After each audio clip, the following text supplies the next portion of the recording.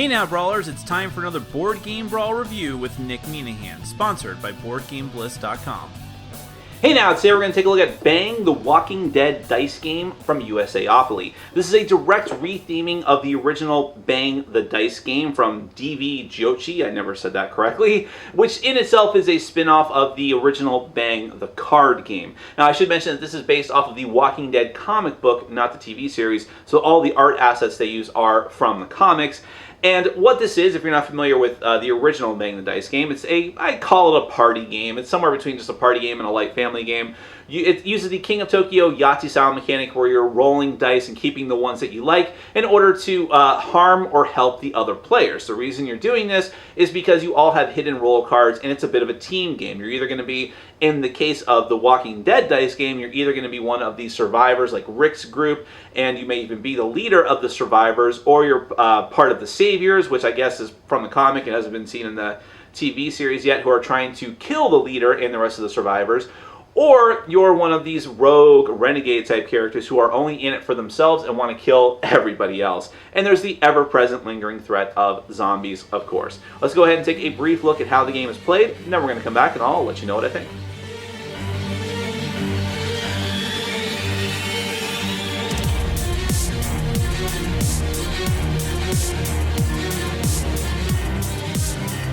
Alright, so this is the Bang Walking Dead dice game. The goal of the game is going to be completely dependent on what special roll cards you get at the start of the game. Depending on how many players you have, you're going to use a certain amount and type of these roll cards. You're going to shuffle them up and then deal them out in secret to each player. Every player except for the leader of the survivors, is going to keep their card face down in front of them. Only they can look at it. You can say whatever you want about your card, but you can never actually reveal it unless, like I said, you're the leader of the survivors or you die. If you die, you flip your character card over. Everyone gets to see what your loyalty was. Now, here are the potential roles that are going to be in the game. There's always going to be the leader of the survivors, and like I said, this is the only card that gets flipped up so that everyone knows you're the leader of the survivors. But because you now have a big target on your back, you also get 2 extra hit points. Now, if you're the leader of the survivors, your goal is to kill the saviors. The saviors are kind of the bad guys, although that's relative, and you want to kill all of them, and there could potentially be up to 3 of them, again, depending on the number of players. And if you're a savior, you want to kill the leader. If you kill the leader, or if the leader just dies, in most cases, you could even win posthumously, but you need that leader to die.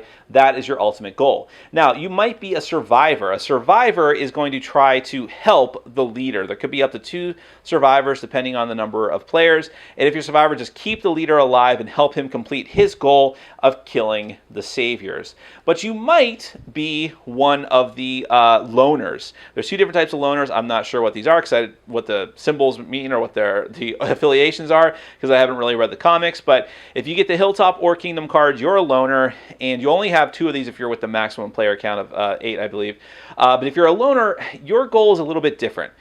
You want to kill everybody else. You want to be the last person left standing. But that is easier said than done, because you cannot let the leader of the survivors die before everyone else dies. Because if the leader of the survivors is not the last person to die, every one of the saviors, whether they're alive or not, will win. Even if they're dead, they will still win. So the leader has to be the last person that you kill, and then, and only then, will you win the game. So your goal, as for most of the game, is to actually make the leader think you're just one of his other survivors, because you'll be helping him to try to keep him alive as long as possible until everyone else dies, including potentially the other loner. Loners are loners. They're not going to win together. So if it gets down to 2 loners, one of them has to kill. Well, it won't. It's going to come down to 2 loners potentially and the leader. Kill the loner and then kill the leader. So it's a little bit, or very difficult, if you're going to be one of the loners. So I'm just going to put these out here as a reference point so it looks like everyone has a loyalty card. Now, the other thing that everyone is going to get is a character card. These are all the characters from the comic. I'll show you some of the most iconic ones. You have Rick, and every character is going to have how many hit points they start off with, so you'll take that many blood drops from the supply to represent your hit points. Remember, if you're the leader, you get 2 extra ones. Rick, they all have special abilities, so it won't make a lot of sense now, but I'll rattle them off anyways.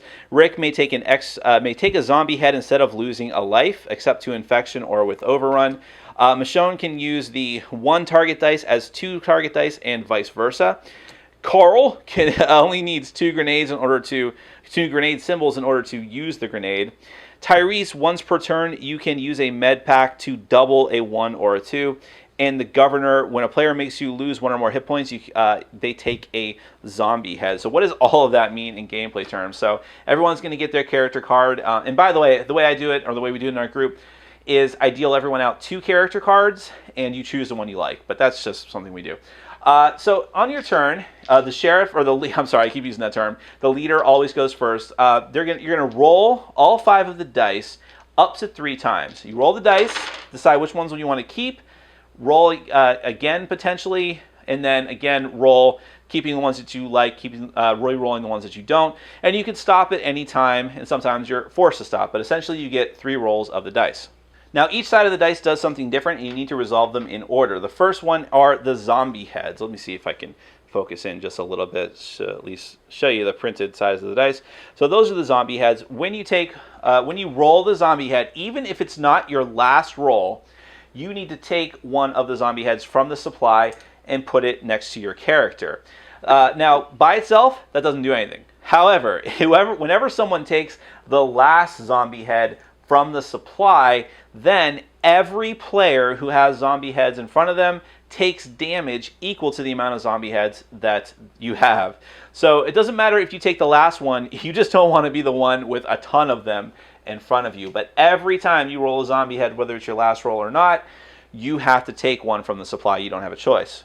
But then you may go ahead and re-roll the dice as part of your 3 re-rolls. Now, the next thing that you resolve on the dice are the infection symbols. Let me see if I can focus that in just a little bit there. Now, the infection symbols are arguably the worst thing you can roll, because when you roll an infection symbol, that die becomes locked. That is the only die that you cannot re-roll. And if you end up rolling 3 of them on the same turn, it ends your turn immediately. No more re-rolls. You have to resolve all the other dice just as they are, and you take a point of damage, and then your turn's over. It goes to the next player. The next thing you have are the targeting. So you have 1 and you have 2. This is you attacking another player with a ranged weapon. If you roll a 1 and you keep it at the end of your 3 rolls, then you hit one of the other players that's either to your immediate left or to your immediate right. Now, as players die and lose hit points, and whenever you hit, it's just an automatic, they take damage. As they die, the gaps close. So let's say that it's a 5-player game. You can only hit the people to your left and to your right, but if one of those people dies, then with a 1, you can immediately hit the next person that's physically seated away. And when you get down to 3 players, the 1s and the 2s don't matter. So if you roll a 2 and keep it, you have to hit someone exactly 2 spaces away from you in either direction. And if you keep these at the end of 3, you have to resolve them. You are going to be shooting someone. Then you have the med pack, and if you keep med packs at the end of your 3 rolls, you get to heal either yourself or another player of 1 damage for each of these that you have.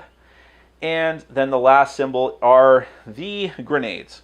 1 and 2 grenades, unless you're Carl, mean nothing. If you roll 3 grenades and keep them at the end of your rolls, you get to get rid of every zombie head that's in front of you, and every other player, not yourself, takes 1 damage. So that's really the game. You're going to get your secret roll, trying to meet your different objective. You're going to roll the dice up to 3 times. You're going to attempt to kill other players. You have 0 information on anyone at the start of the game, but as people start to die, then you get to see their affiliations. Then you can narrow things down, and what you should be doing becomes a bit more clear. Try not to die. Try to avoid the zombie heads, which will also help you not to die. Use your special abilities and use your dice the best that you possibly can. That is Bang the Walking Dead dice game. Let's get to my final thoughts.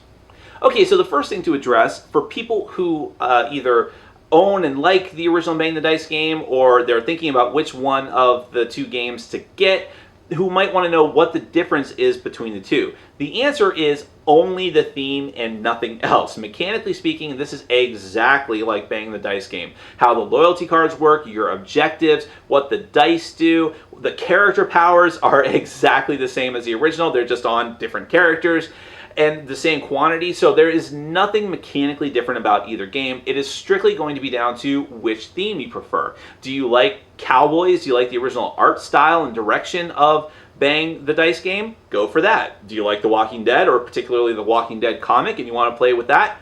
Go right ahead. That is the only difference between the two, except for the dice themselves. Not what they do, but how they were manufactured. In the original Bang the Dice game, they are engraved dice, which are pretty high quality in my opinion.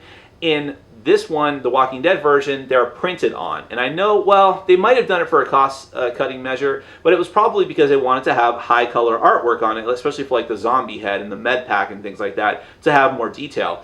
Which is fine, but printed dice just kind of suck, because a game like this, trust me, I have played the original Bang the Dice game 20 times or more, because it's the kind of game where you can sit there and play it over and over again in the same night.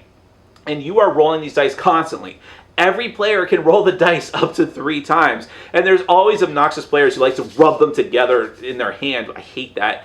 And, you know, there's a reason why King of Tokyo, which has the same kind of dice mechanic, for their first printing, they used printed dice, and for every printing after that, they've used engraved dice, and with King of New York. And they, to the point where they even sell the extra dice on the side for people to replace the original printing's dice with, because it rubs off. It's going to happen. So I wish they hadn't done that. But that's my only beef with the components. I even like the artwork, and I don't typically like the Walking Dead comic artwork, but it looks really good here in full color, high resolution. Going on to the gameplay, again, since it's exactly the same, I'm kind of covering the same area that I did with my original review for Bang the Dice game, but I'll say it again, it's a fantastic game. It's a party style game. It's kind of on the border between just a light game and a filler game and a party game, but it works. It's very, very random. At times you might feel like you have no control over what you can do or what you can win, or whether you're going to win or not. But I love hit and roll deduction games, and this is a very light version of that that's very accessible to a wide group of people. I always love the Yahtzee style dice mechanic and deciding what to keep, what to re-roll. There's the hot potatoes of in this case the infection markers, and the zombie heads, which actually, by the way, I didn't think that the theme of The Walking Dead would work on this game. I just thought it was a silly cash-in, and it is a silly cash-in. But it actually makes a strange amount of sense, because remember that The Walking Dead is always about the people in the show. So it makes sense that you are all just trying to kill each other, but there are zombies out there. Just like in the show and in the comic, there's an ever-present threat of the zombies. And if they get too close, if you're fighting each other too much and then they close in on you, you're going to get hurt by them. So I do like that, even though the infection thing, I'm not sure what that's entirely supposed to represent. I guess you being infected. But thematically, it kind of sort of works, even though, just like in the original Bang the Dice game, it's kind of a pasted-on theme. But I love the fast, frenetic gameplay. There's not any really long games of Bang the Dice game. And it's always a good amount of tension where you're like, I don't know who you are. You are my team. You might just be the, in this case, it's not the Renegade, but whatever the names of the 2 different Renegade cards are in this game, like Hilltop. You know, that player trying to like pretend that they're a deputy to help, or in this case, a survivor, to help the leader of the survivors. I love that tension and just trying to guess what people are based on like nothing at first, but then you start to get like a little tiny breadcrumb trail of clues as you go along. And again, with a neat theme and with cool dice and just an interesting mechanic. And if you can get over the fact of how totally random it is, it's still a lot of fun. And again, which version of this you get is dependent entirely on which theme that you prefer. For me, I don't know that I'm going to be keeping the Walking Dead version, only because as far as expansions go, I think it's more likely the original version will get an expansion, or at least get the expansion first. But if you don't care about that, go for the version that you like the best. Either way, I think it's a fantastic game, and I would urge you to give it a shot. That is the Walking Dead edition of Bang the Dice game. Thanks for watching. Follow us on Facebook, Twitter, and Patreon. And make sure to check out our sponsor, Board Game Bliss, where you can find an amazing selection of games from around the world. BoardGameBliss.com. Thanks for your support.